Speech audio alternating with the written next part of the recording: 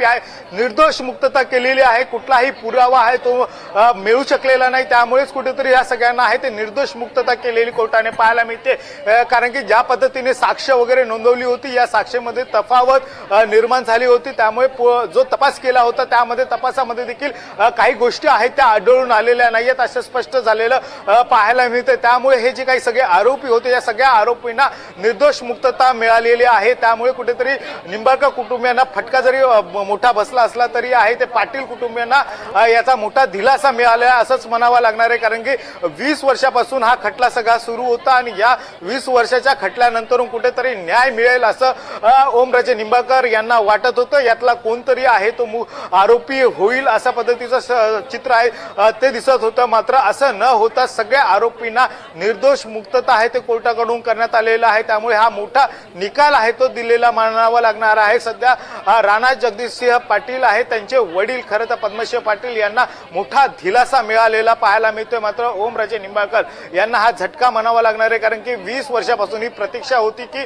या निकालामध्ये नेमकं काय होईल, कोणाला शिक्षा सुनावली जाते का, की यामध्ये कोणी दोषी आहे का, हे सगळं प्रकरण काय आहे या सगळ्या संदर्भामधला आहे तो तपास सुरू होता। मात्र 20 वर्षाच्या नंतरून हा सगळा प्रकारचा खटला आहे तो आज कोर्टापुढे सुनावणी झाली। जवळपास 2 तासापासून या निकालाचं वाचन सुरू होतं आणि या 2 तासाच्या निकालानंतरून या 9च्या 9 आरोपींना आहे निर्दोष मुक्त। कोर्टानं नेमकं काय म्हटलेलं आहे, कुठे चूक झाली ज्यामुळे या आरोपींची निर्दोष मुक्तता झाली,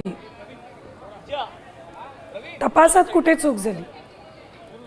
नक्की ज्या पद्धतीने या सगळ्या संदर्भातले पुरावे पाहायचे होते, मात्र हे पुरावे आहे ते मिळू शकलेले नाहीये, त्यामुळेच कुठेही आरोपी आहेत ते दोषी दिसून येत नाहीये आणि त्याचमुळे या सगळ्या आरोपींना आहे ते निर्दोष मुक्तता केलेली पाहायला मिळते। कारण की ज्या पद्धतीने एखाद्या आरोपीला ज्यावेळेस अटक केलं जातं त्यावेळेस या अटक केलेल्या आरोपींना या सगळ्या संदर्भातले पुरावे आहेत ते कोर्टामध्ये सिद्ध करणं गरजेचं असतं, मात्र कुठलेही पुरावे आहेत ते सिद्ध करू शकलेले नाहीत आणि हे पुरावे सिद्ध केले नाही, त्याचमुळे कुठेतरी निर्दोष मुक्तता आहे ती झालेली पाहायला मिळते। आपण हे थेट दृश्य बघतोय की कोर्टातून आता हे सगळेजण आहेत ते बाहेर पडतायत आणि त्याचमुळे कुठेतरी पोलिसांची हालचाल देखील आहे ती सध्या परिसरामध्ये वाढलेली आहे। दुसरीकडे ठाकरे गटांचे पदाधिकारी देखील या ठिकाणी आलेले